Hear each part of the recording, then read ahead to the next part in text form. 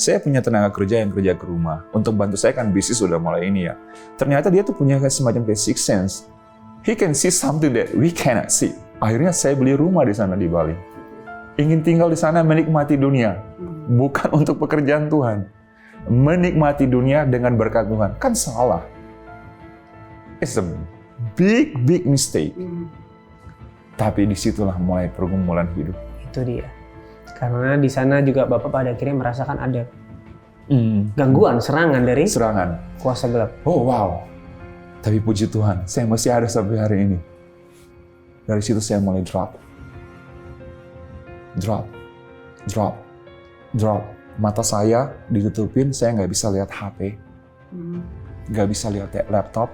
Nggak bisa lihat TV. Kira-kira adalah mereka makan melalui Bapak gitu ya? Yes, that's right. Saya mulai rasa lapar yang berlebihan. Perut saya kembung, lapar. Makan lapar. Mata masih belum cukup. Kaki saya mulai timbul bernanah.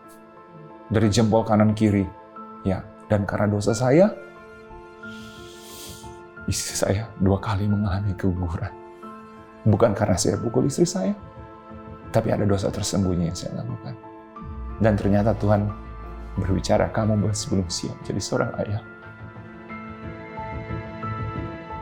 Sahabat Solusi, hari ini kita akan ngobrol dengan seseorang yang akan menceritakan dan menjadi bukti bahwa anugerah Tuhan sanggup menjangkau kita bahkan di lembah terkelam pun. So please welcome Bapak Martin Peter.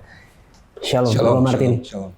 Terima kasih waktunya untuk datang ke Solusi hari ini. Terima kasih. Dan mau menceritakan tentang kehidupan Bapak Peter Bapak Martin bersama dengan Tuhan. Bapak Martin tadi bercerita bahwa masa remajanya juga sempat mencicipi karir sebagai pemain basket. Yes, that's right. Itu sejauh mana Bapak Martin ini berkarir di dunia basket? Oh well, saya kebetulan mungkin dilahirkan dari keturunan yang gila olahraga. Wow. Iya. Ya, jadi dari kecil saya udah, gila sama olahraga. Nah, saya SMP kelas 3, waktu di kampung halaman saya, ada lapangan basket kecil, dan pertama kali saya megang bola basket.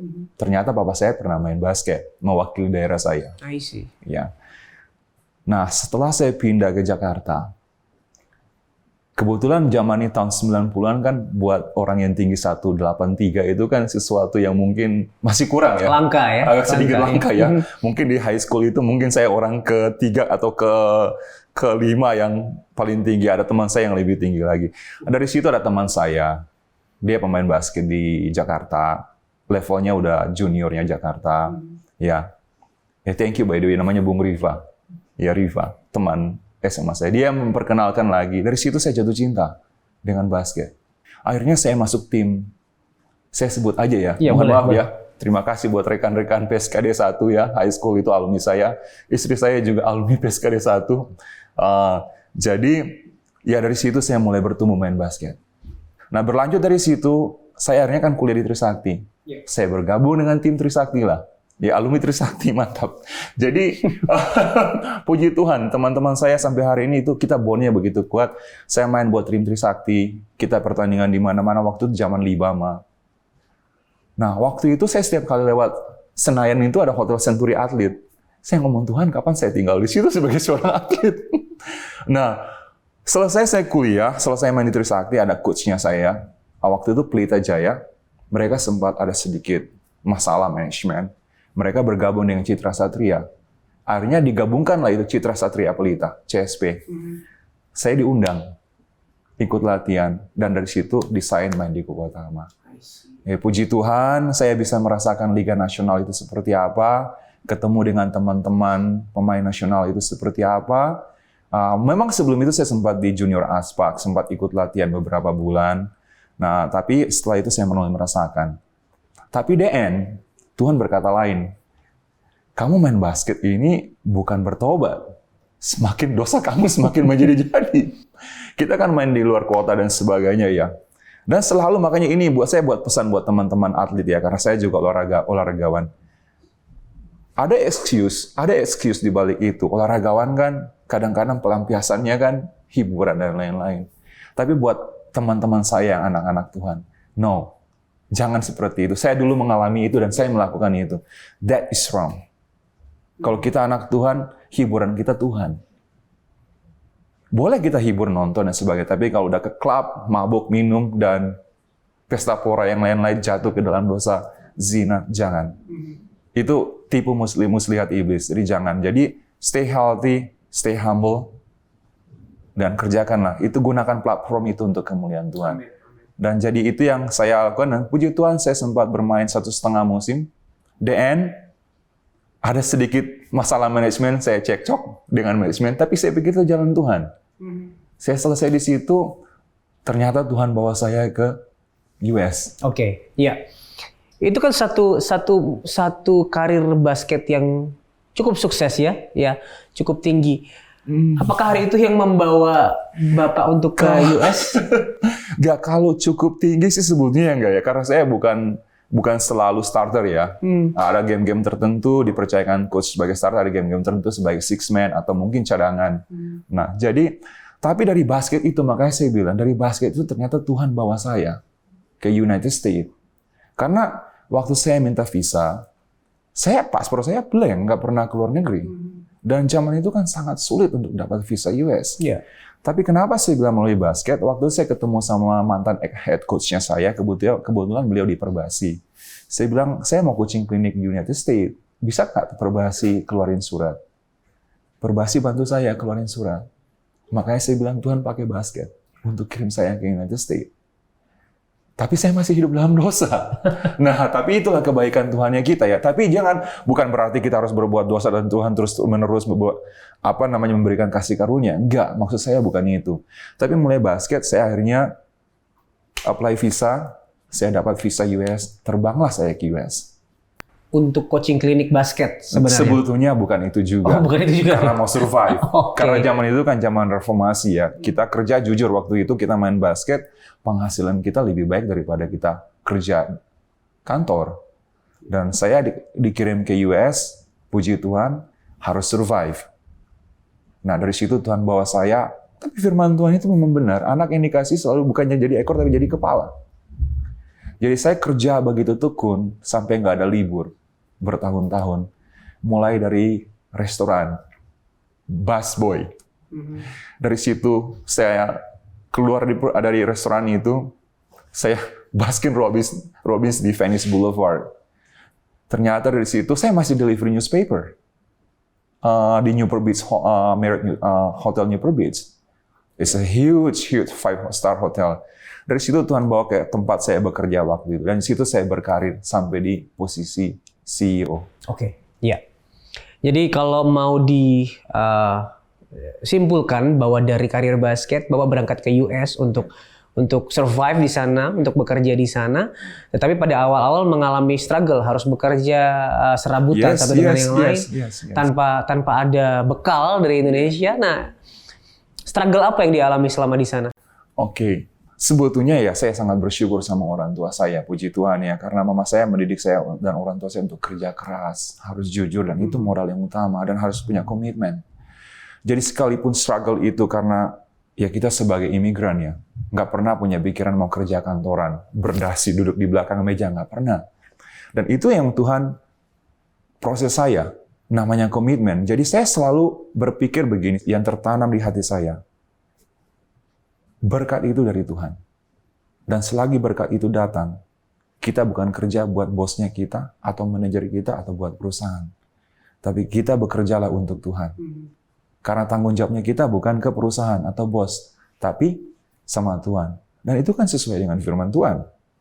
Apapun yang kita perbuat, berbuatlah untuk Tuhan. Dan itu saya pegang. Jadi saya melalui dengan seperti itu. Setiap hari itu saya nyetir, itu saya tinggal di West Covina. Jadi sehari itu saya nyetir kurang lebih pasti lebih dari 120 miles. Dan itu bisa dibayangkan kalau di kilometer kan jauh. Tapi sebetulnya bukan struggle kayak gimana ya, saya harus survive. Struggle-nya itu lebih ke saya masih belum punya working permit. Saya nggak punya social security. Jadi tenaga kerja ilegal. Yeah. Dan tapi harus survive. Caranya gimana? Dengan penuh keterbatasan. Tapi saya nggak mau give up. Saya udah diongkosin ke United States, dan terakhir saya cuma punya uang $300 itu yang buat saya survive untuk kerja. Tapi puji Tuhan, saya kan ada tante saya di sana, ada paman saya, kakak sepupu saya yang begitu baik, tante saya sama paman saya begitu baik sama saya. Saya seperti anak sendiri. Wow. Oke. Lalu bagaimana pada akhirnya Bapak Martin ini mendapatkan posisi sebagai seorang CEO? Perjalanannya seberapa panjang dan apa yang harus dilewati itu? Desa, wow, butuh sacrifice yang luar biasa. Saya waktu itu, pada saat itu after Labor Day 2001, jadi September, mungkin September 2nd atau September 2 atau 3 ya, ada agent tenaga kerja nanyain saya, kamu mau kerja di perusahaan itu, warehouse? Saya tanya gajinya berapa? $750. Oh, that's better than mine. Dan dekat rumah kan, cuma 15-20 minutes away. Saya bilang, oke, I'll take it. Dan pada saat saya masuk, kan orang tua saya di kampung halaman saya kan punya keluarga, bisnis usaha ya, bisnis keluarga ya. Dan papa saya itu kan orangnya kan neces, kata orang sana. Neces itu maksudnya rapi, organized. Jadi store kita tuh rapi, bersih. Dari situ saya udah dipupuk dari umur 5 tahun. Karena saya 5 tahun udah kerja sama mama saya. 5-6 tahun saya udah mulai kerja sama kakak saya.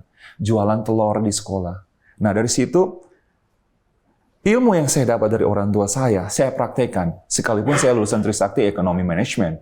Ya saya mulailah organize tuh gudang warehouse-nya. Mempermudah operasional, caranya mereka pulling or bisnisnya itu mobile phone accessories. Jadi all kind of accessories. Casing, charger, cable, you name it. Everything's there. Jadi akhirnya saya organize, ownersnya heran. Kok warehouse-nya kita berubah? Lebih rapi sekarang. Lebih rapi. Tapi itu kembali lagi, karena saya bekerja bukan bos saya bekerja buat Tuhan saya. Jadi saya organize semuanya rapi, mempermudah semuanya.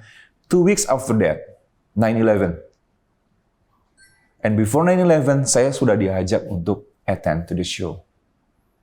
Dan mereka percaya. Melewati itu, akhirnya sebelum melewati itu, saya dites. Dan ini buat adik-adik yang mau cari kerja, buat kita semuanya. Sometimes, tes itu bukan datang dari siapa-siapa. Dari diri kita sendiri. Suatu ketika saya after dinner, mereka kasih gajinya saya. In cash. By the way kan di US kan kita hanya $100, $20, $10. Itu paling banyak kita gunakan sama $1. Dan pada saat saya terima amplop itu, kok tebal? I was thinking like, oh ini kayaknya $20 makanya tebal. Saya bawa pulang ke rumah. Pada saat saya buka, no, this is $100 bill. Tapi kok banyak? Saya hitung. Lebihnya bukan sedikit, thousands. Saya langsung pick up phone call, saya bilang, excuse me, ini gajinya lebih. You pay me extra. Tomorrow I'll give back to you. Dari situ ternyata saya sadar saya dites. Tapi kembali lagi karena orang tua mendidik saya untuk jujur. Dan saya takut akan Tuhan sekalipun saya hidup harus jujur. Saya kembalikan uangnya. Then after that, they knows that this person, we can trust him. Mereka berikan saya apa? Kunci kantor. Secara keseluruhan. You will in charge. Dari situ saya mulai dikasih kepercayaan yang melebihi dari director sales-nya. Karena barang harus saya yang hitung, price-nya harus saya yang hitung, semuanya saya yang hitung. Jadi sekalipun operational manager, warehouse manager, tapi saya punya otoritas untuk hold shipment dan semuanya. Dan kita pindah dari warehouse around 15,000 square feet, kita pindah ke 175,000 square feet. Jadi itu berapa kali lipat bisa dihitung sendiri. Dan saya yang manage itu semua, saya organize itu. Tapi puji Tuhan, Tuhan itu begitu baik. Inggris saya juga nggak perfect juga. Providing saya juga nggak perfect. Tapi Tuhan selalu kasih saya hikmat. Bikin ini, bikin itu, bikin ini. Dan puji Tuhan perusahaan itu berkembang. Dari situ saya dibawa setelah sales operation manager, saya diangkat jadi sales manager. The same times, waktu itu sedikit problems perusahaan karena banyak kompetitif, jadi 2 manajer dipecat same times. Dan saya di call, it's your time. Memang sebelum itu sudah diajak, cuma saya tolak. Karena saya masih main basket di US. Oh, masih main basket di LA Fitness sama teman-teman saya juga di sana.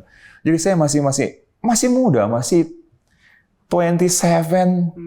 Jadi pikiran saya, I don't want to take more responsibility. I gotta enjoy my life. Karena saya kerja di pagi sampai malam. Ya, rata-rata itu jam 7:30 saya udah di office itu sampai jam 7 malamnya. Ya, hampir setiap hari 12 hours. Dan saya kadang-kadang saya harus delivery package to UPS, like UPS station. Jadi penuh sacrifice. Nah dari situ setelah 2 manajer itu dipecat, giliran saya. Tapi saya tahu diri.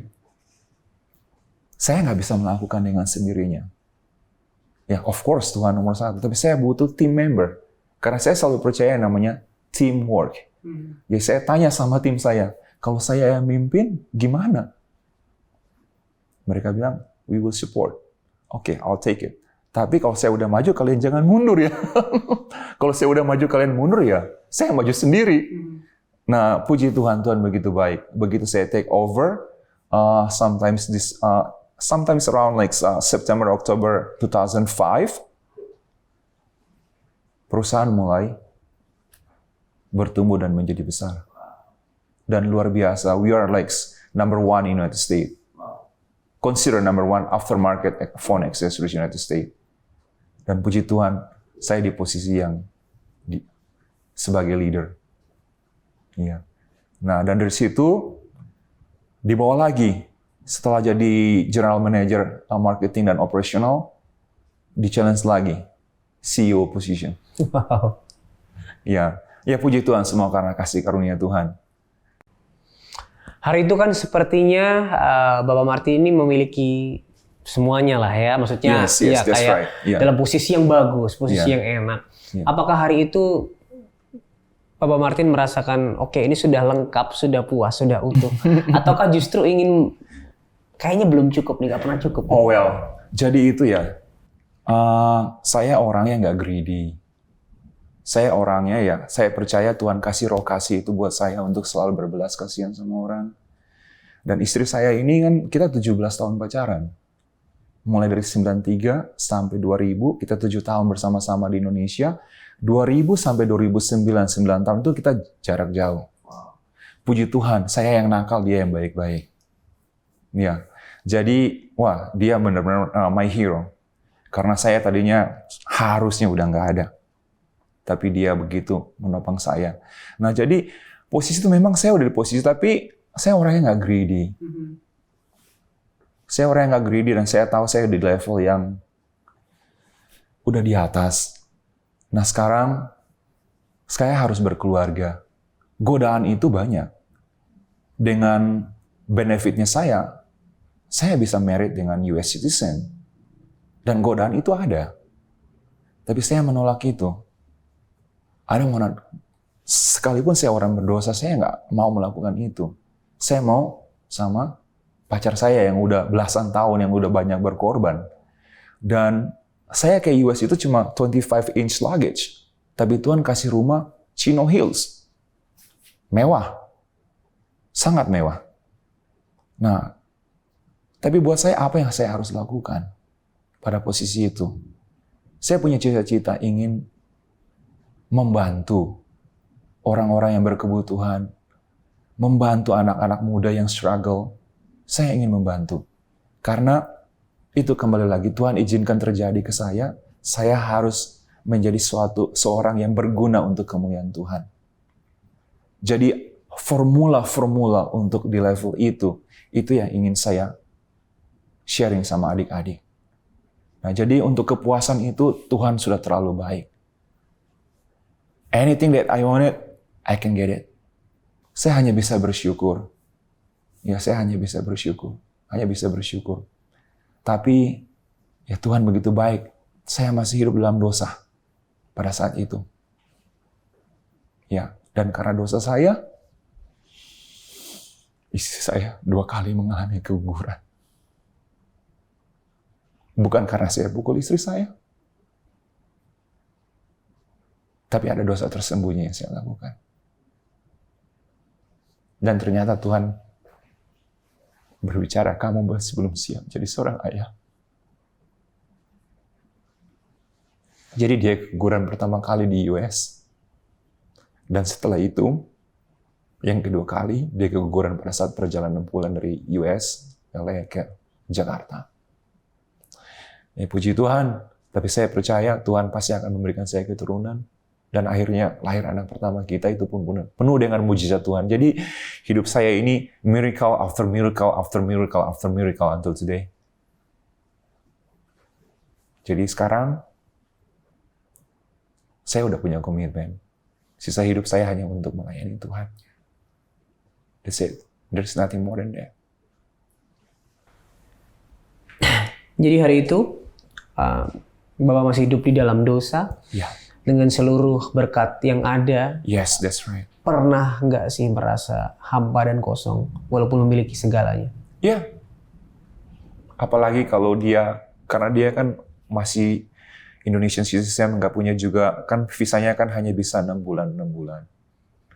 Jadi izin tinggalnya 6 bulan, jadi apalagi kalau dia pulang ke Indonesia, I'm lonely. Tapi lonely-nya itu saya pergunakan dengan hal-hal yang tidak baik. Rumah kita ada 4 kamar. Di belakang, tepatnya di belakang, di gunung, belakang rumah kita itu taman bagus sekali, ada swimming pool. Jadi rumah quite big. Dan kalau sendiri kan lonely. Dan ya saya hampa. Tapi saya harus meninggalkan itu semua. Makanya buat saya, banyak teman saya, you're crazy. Mereka ngomong seperti itu karena mereka tahu keberhasilan saya di sana. Tapi keberhasilan itu semuanya buat saya dari Tuhan, bukan saya. Saya berdosa, saya takut akan Tuhan, dan saya tahu semua berkat dari Tuhan. Jadi, akhirnya saya memutuskan, saya sempat buka perusahaan di US, tapi nggak lama, karena diajak sama salah satu perusahaan yang lain. Akhirnya saya ninggalin itu semua, saya pulang Indonesia di 2012, Desember. Apa alasannya, Pak? Saya ingin meninggalkan semua yang ada di US, kembali dari nol. Dan saya waktu itu, istri saya hamil udah 4 bulan. Kebanyakan ngomong ke saya, stay until anak kamu lahir, biar jadi US citizen. Tapi saya percaya, kalau saya bisa datang ke US dan kerja di US sampai di level ini, anak saya nggak ada yang mustahil. Kalau Tuhan mau pakai, dia bisa kemana aja. Dan kita pulang, karena saya waktu itu punya kerinduan untuk ketemu oma saya. Beliau yang ngurusin saya. Waktu saya masih di Jakarta, di rumah paman saya. Thanks God, Tuhan kuatkan itu. Saya pulang Desember di 2013, 6 bulan setelah itu dia meninggal. Tapi puji Tuhan, saya sempat ketemu dan ngobrol sama beliau. Ya, semua jalan Tuhan. Ya. Sorry ini agak sedikit cengeng ya. Dari tadinya saya orangnya nggak cengeng, tapi ini malah jadi cengeng ini. But that is me now. Jadi saya nggak ada malu kalau nangis. Buat saya, laki-laki harus berani nangis. Kalau mau gentle harus nangis. Di depan siapapun harus bisa berani. Iya. Tapi itu jalan Tuhan. Hanya bisa bersyukur. Dan ketika kembali ke Indonesia, apa yang Bapak lakukan di Indonesia? Oke. Saya udah siap. Saya harus mulai dari nol. Karena saya nggak punya pengalaman di Indonesia. Buat saya 12 tahun itu nggak pulang ke Indonesia, sesuatu yang berubah, yang sangat berubah ya. 2012. Nah, saya harus mulai dari nol. Apa yang harus saya lakukan? Ini puji Tuhan ada tabungan yang cukup bisa, dari bunganya itu cukup bisa memenuhi kebutuhan kita setiap hari ya, berkeluarga. Nah, singkat cerita, 2015, saya ketemu ada satu teman basket juga. Dan akhirnya dia kenalkan dengan, kita bentuk satu perusahaan bersama. Dan akhirnya saya ketemu dengan salah satu orang Singapura. Dan akhirnya saya into to that. Get Rid Bioenzyme itu kita bekerja untuk pengurai limbah ya. Tapi saya itu komitmen saya. Level yang di US yang begitu tinggi, begitu nyaman, saya pulang masuk ke dalam STP. Kan ngerti, STP itu, Sewage Treatment Plant itu kayak mall punya pengolah limbah itu kan bau banget kan ya. Saya masuk ke dalam. Hanya untuk survive, bekerja. Jadi kita kalau kerja jangan pilih-pilih. Saya masuk ke dalam. Singkat cerita, berjalan, perusahaan udah mulai terbentuk, mulai ada penghasilan. Ada penghasilan. Nah, satu ketika di 2015 either 17 or 18. Saya lagi kerja di rumah. Tiba-tiba saya terima SMS. This is not local number, this is US number. And then, ini bosnya saya sekarang ini. Dia tujuannya mau kirim message ke salah satu perusahaan di United States. Tapi SMS-nya masuk ke saya. Karena kita sama-sama namanya Peter. Oke. Then, reply yang saya bilang, it look like you got the wrong Peter. This is Peter Fowler, my bad. Because industri tahu saya Martin Peter Fowler itu nama company, my bad brandnya. Then, he likes, where you at? I know that you actually went back home. Iya, saya sekarang lagi di Indonesia. I need your help. Saya ada apa? I need your help. My company is growing really big and I need your help. You are the person that I'm looking for. Karena memang di industri itu, mohon maaf, segala kerendahan, Tuhan kasih hikmat saya luar biasa di industri itu. Dan itu berhasil.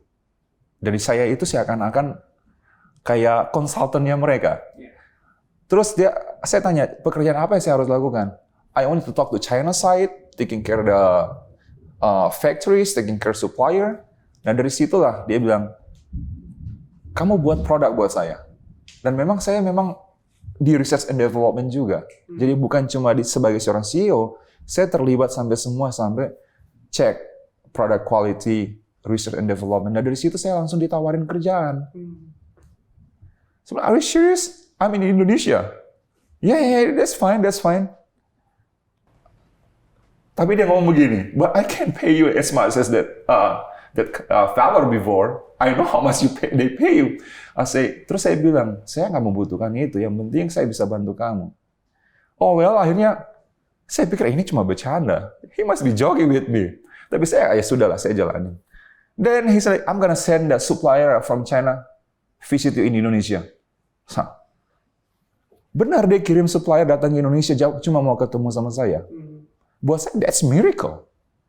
Then, after I receive my salary in USD, saya this is no way. Saya domisili di Indonesia, kerja saya cuma terbang ke China, create system, create product, tapi benefitnya saya USA. Disitulah timbul banyak pencobaan. Pencobaan apa yang Bapak maksud ini? Ya karena berkat USD. Dan saya agak sedikit, Jakarta buat saya terlalu crowded. Saya ingin ke Bali. Tinggal di Bali dengan kenyamanan dunia Bali. Tanda kutip ya, dunia Bali ya. Internasional, damai. Apa yang saya butuhkan di sana ada. Akhirnya 2018 itu, akhirnya saya beli rumah di sana di Bali. Ingin tinggal di sana menikmati dunia. Bukan untuk pekerjaan Tuhan. Menikmati dunia dengan berkat Tuhan. Kan salah. It's a big mistake. Dan pindah pun saya nggak doa. It's a big mistake. Akhirnya saya, ayo keluarga pindah. Dapat tempat tinggal yang nyaman, yang baik. Tapi disitulah mulai pergumulan hidup. Itu dia. Karena di sana juga Bapak pada akhirnya merasakan ada gangguan, serangan dari kuasa gelap. Oh wow. Tapi puji Tuhan, saya masih ada sampai hari ini. Makanya saya sekarang ini hanya untuk kemuliaan Tuhan. Boleh ceritakan apa aja yang terjadi hari itu, Pak? Oke, long story short. Jadi waktu itu saya di Jakarta, ternyata sumbernya itu dari Rumah Jakarta. Rumah Jakarta ini kan berkat Tuhan. Tapi Tuhan izinkan terjadi. Waktu itu kan Tuhan berkati dengan ada apartemen di Moi. Istri saya tinggalnya di Moi, tapi rumah udah jadi. Bukan saya kontrakin apartemen, tapi harus tinggal di rumah. Kebalikannya yang saya lakukan. Jadi rumah selesai dari 2012, saya kontrakin. Ternyata orang yang kontrak itu, by the way, karena perbuatan dia, saya bertobat. Jadi di situ saya melepaskan pengampunan. Karena hidup ini kan cuma mengampuni, bersyukur, mengasihi. Firman Tuhan ngajarin kan cuma itu aja. Jadi gara-gara perbuatan itu, apapun yang dipelihara dalam rumah itu, tidak dibawa pergi. Dia ingin saya yang meneruskan. Oke. Jadi intinya dia bermain-main dengan kuasa gelap dan beliau ingin Bapak ini yang melanjutkan. Ya. Saya yang memberi makan segala sesuatu yang ada di situ. Jadi singkat cerita 2018 sometimes Juli, Agustus, saya punya tenaga kerja yang kerja ke rumah. Untuk bantu saya kan bisnis udah mulai ini ya. Ternyata dia tuh punya semacam kayak sixth sense. He can see something that we cannot see. Ini di Jakarta ya? Jakarta. Ya. So sekali saya lagi bersih-bersih mobil depan rumah, dia turun dengan mukanya yang pucat. Bapak, saya ngeliat sesuatu di atas. Ada apa? Yang Bapak nggak bisa lihat, saya lihat. Di mana? Saya naik ke atas. Di mana posisinya? Depan Bapak sekarang. Ya saya ngomong lah, karena kan saya di Halmahera itu kan buat kuasa kegelapan bukan sesuatu yang baru. Di kampung saya mah banyak. Ya jadi, saya bilang mana? Saya langsung ngomong, Bapak mohon maaf, Bapak di alam yang berbeda. Saya di alam yang berbeda, saya percaya Tuhan. Oke, tolong kita jangan diganggu. Tapi waktu pertama kali rumah itu ditinggal sama tenaga kerja, kita ditampar secara fisik dalam rumah itu. Dan dia ngomong ke saya, ditampar secara fisik. Kita bawa dalam doa. Oke, buat saya yang penting mereka nggak gangguin kita gitu. Seminggu kemudian, ada tenaga kerja baru masuk lagi. Dia bisa melihat juga. Mereka minta makan. Saya bilang, saya nggak mau kasih makan. Akhirnya dia berhenti, dia pergi, alasan sakit gigi dia berhenti kerja, tapi yang cowok ini masih terus kerja. Saya mulai rasa lapar yang berlebihan. Perut saya kembung, lapar. Makan lapar. Akhirnya saya waktu itu dalam pengobatan sampai di 2019, sampai 2020. Nah, akhir 2018 saya pindah di Bali. Di Bali itu pun ternyata ada di rumah saya. Jadi saya tuh udah dikerebutin. Ini mau diambil nih. Dikerebutin. Waktu berjalan, 2019 akhir itu, saya pulang dari China kerja, masuk 2020 COVID. Dari situ saya mulai drop,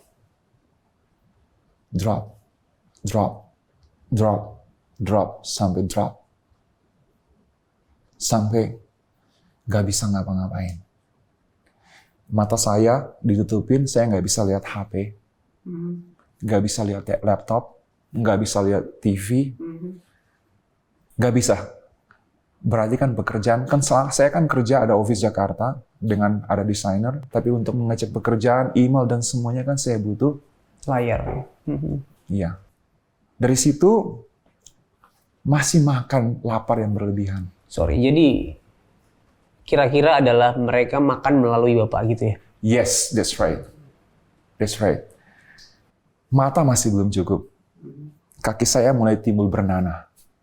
Dari jempol kanan kiri, samping kanan kiri. Jadi ada 4 titik. 2 di jempol kaki saya, 2 di jempol kaki kiri. Masih belum cukup di situ. Yang paling buat saya kaget, tangan saya yang ini, sama jari tengah, jari ibu, bernanah juga. Saya heran, cek darah, nggak ada apa, nanah keluar dari mana? Dan saya sampai sembelit. Wow, kalau sembelit itu nggak enak banget. Sampai kurang lebih 3-5 kali. Akhirnya istri saya harus panggil dokter dari IGD datang ke rumah. Untuk mengeluarkan.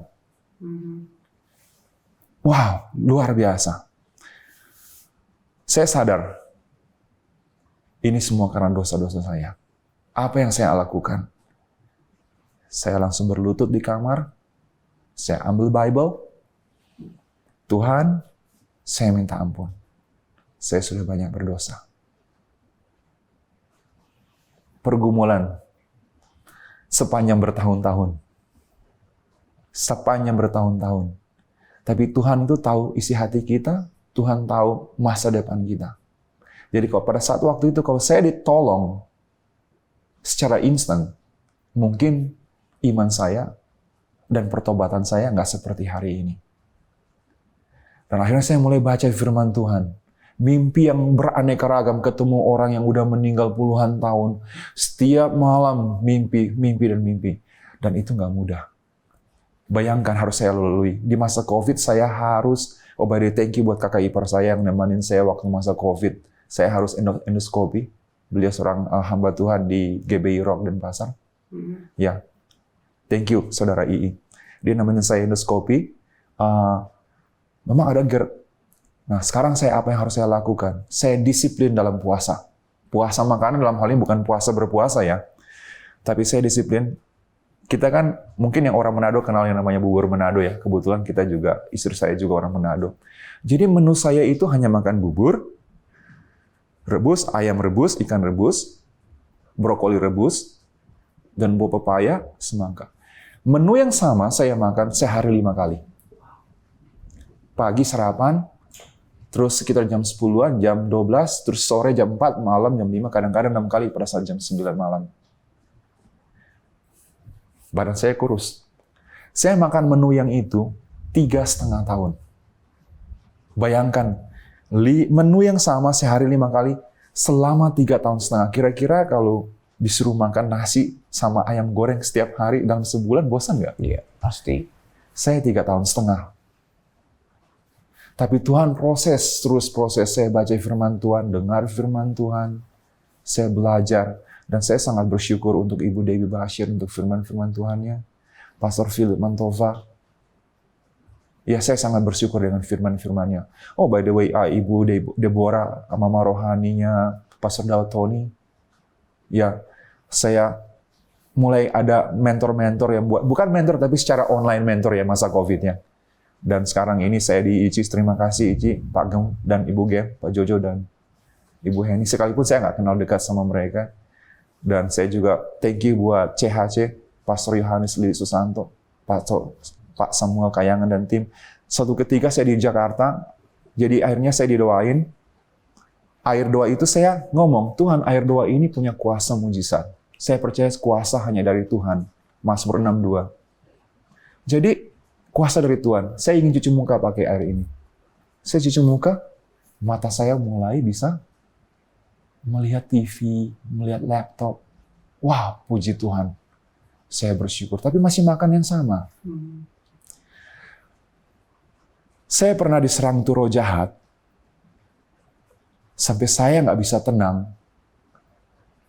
Istri saya temenin saya ketemu Dokter Syaraf. Dokter Syaraf keluarkan obat untuk penenang. Saya nggak mau. Apa yang saya lakukan? Saya sebut Mazmur 23 berulang-ulang kali. Sekalipun aku di dalam lembah kekelaman, aku tidak takut bahaya sebab Tuhan besertaku. Saya sebut berulang-ulang kali, akhirnya saya calm down. Waktu di Bali saya pernah kena insomnia. Hampir 5 malam saya nggak tidur. Dokter kasih apa? Obat penenang, obat tidur. Puji Tuhan, saya udah terlepas.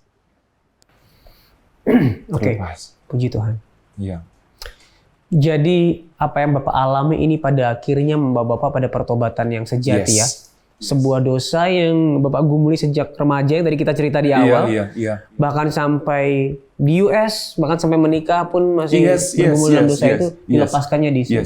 Yes. Jadi saya pertama-tama kembali lagi, Tuhan waktu minggu itu tiba-tiba perut saya kembung. Kembung for no reason. Di sini tuh kayak ada yang mengganjal. Saya nggak bisa makan. Saya nggak tahan. Saya kasih minyak urapan, dia hilang. Saya doa, dia hilang. Balik lagi. Saya nggak tahan, hari Jumat pagi, saya bilang sama istri saya, ayo kita ke rumah sakit, saya mau CT scan. Nah, memang sebelum itu sudah ada hamba Tuhan yang dari Sulawesi Utara, tepatnya Kota Bitung, namanya Tim 2 Immanuel. Saya terima kasih Ibu Sinca Madundang dan timnya. Tuhan pakai mereka, ibu-ibu rumah tangga. Seperti Tuhan pakai Petrus, Yakobus, Yohanes yang hanya nelayan. Jadi malam itu setelah CT scan nggak ada apa-apa di perut saya, nggak ada apa-apa. Saya ngobrol sama hamba Tuhan yang dari kampung halaman saya, dia yang doain untuk air doa itu, dan dia yang sendiri yang mengenalkan hamba Tuhan yang dari Bitung ini. Saya bilang, Pak Pendeta, kalau memang ini dari Tuhan, Pak Pendeta yang doa sama saya, biar tuntunan Roh Kudus, karena saya nggak mau mengandalkan manusia sama sekali. Semua karunia dari Tuhan, semua kuasa dari Tuhan. Pak Pendeta berdoa, Pak Pendeta yang hubungi mereka. Akhirnya mereka bersih. Ternyata sudah ada penglihatan dari mereka harus terbang untuk menolong salah satu anak Tuhan. Waktu itu Agustus, sebelum 17 Agustus.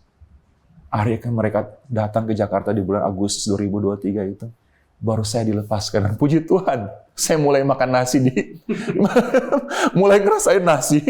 di bulan Agustus 2023. Setelah 3,5 tahun. Setelah 3,5 tahun. Ya, Ibu Sinca Madonan dan tim doa sangat sederhana melayani orang-orang yang sudah benar-benar nggak punya harapan. Dan dari situlah saya bertobat radikal, jadi benar-benar radikal. Dan dosa yang lama juga sudah ditinggalkan pada akhirnya. Yes, ya. Dan saya berusaha, tapi semua itu jangan mengenalkan hikmat sendiri, jangan mengenalkan diri sendiri, tanpa pertolongan Allah Roh Kudus, nggak mungkin terjadi. Amin. Ya. Nah, kalau Bapak melihat hidup Bapak ya, dari masa kecil, masa remaja, hidup dalam dosa hingga akhirnya pergi ke US, mengalami naik dan turun, mengalami gangguan dari kuasa gelap, dan lain sebagainya. Bertobat pada akhirnya dipulihkan. Di titik mana Bapak paling melihat bahwa anugerah Tuhan itu nyata dalam hidup Bapak? Wow. Di titik sekarang ini. Kenapa saya bilang sekarang ini? He just too good.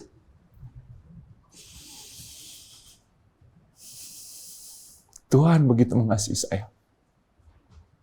Dan keluarga saya. Jadi di titik ini saya benar-benar merasakan kebaikan Tuhan.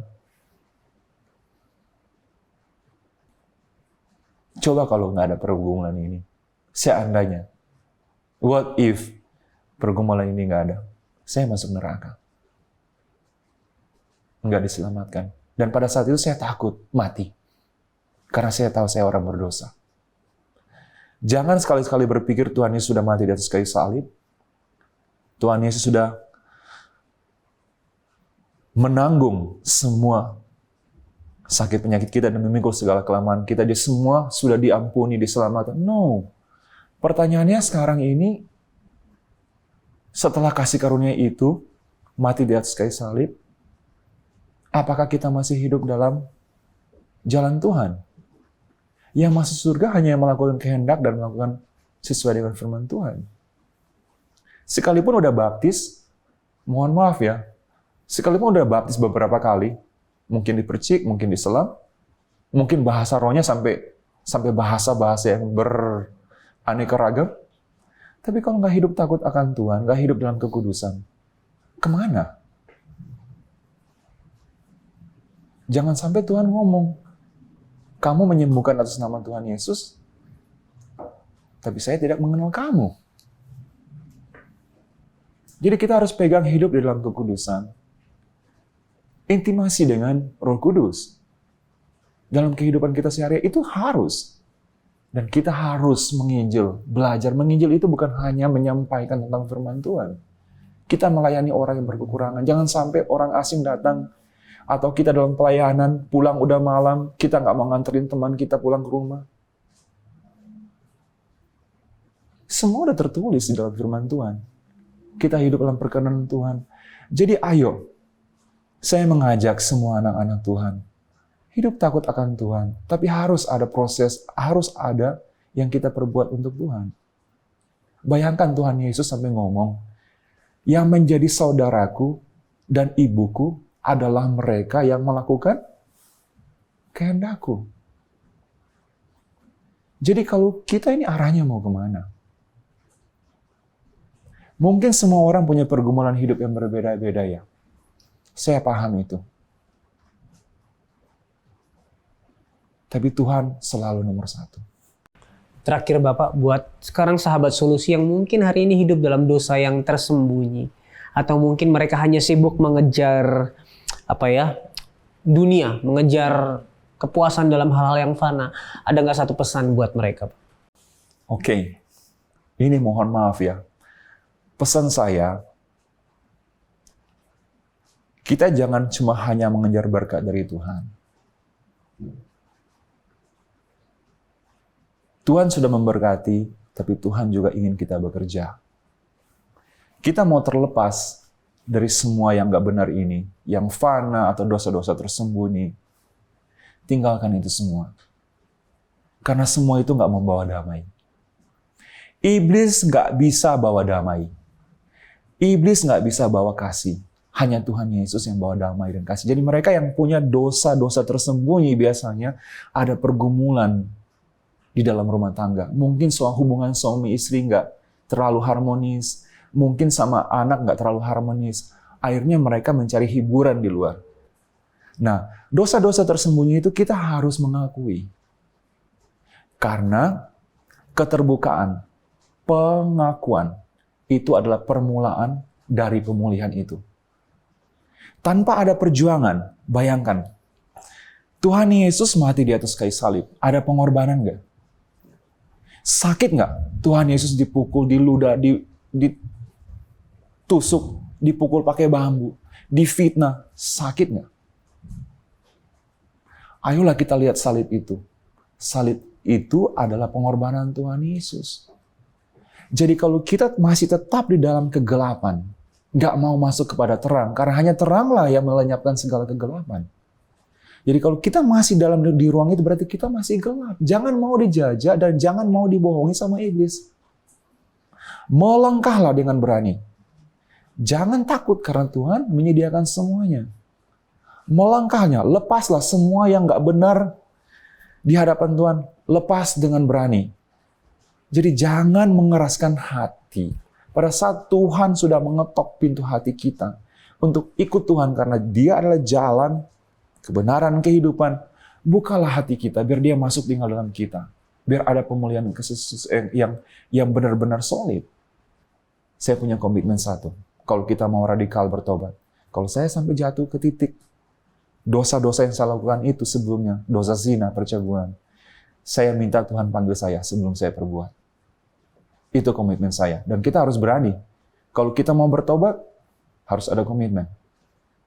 Dan puji Tuhan, Tuhan tolong saya. Roh Kudus tolong saya untuk menguatkan itu semua. Puji Tuhan. Terima kasih banyak. Pak Martin, thank you banget buat kesaksiannya, buat ceritanya hari ini, buat terima segala kasih, Tuhan Yesus message-nya. memberkati. Aku berdoa bisa jadi berkat bagi banyak orang di luar Amin, sana. amin, Thank you. amin. Terus melayani Tuhan, terus hidup bagi kemuliaan namanya, dan amin, terus amin. kita memandang salib itu, memandang kasih karunia bagi kita. Amin. Thank you banget. Terima kasih Sehat banyak. selalu, Pak, ya. Terima kasih buat semuanya. Nah, buat sahabat solusi yang hari ini kamu sedang bergumul di dalam dosa yang tersembunyi, yang orang lain tidak tahu.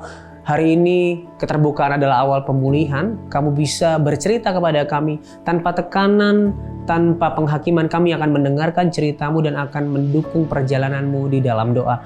Yang perlu kamu lakukan hanyalah menghubungi nomor yang ada di bawah ini. Kami tunggu karena kamu tidak perlu melewatinya sendirian. Ingat, Tuhan Yesus sangat mengasihimu dan apapun permasalahanmu di dalam Tuhan pasti ada solusi.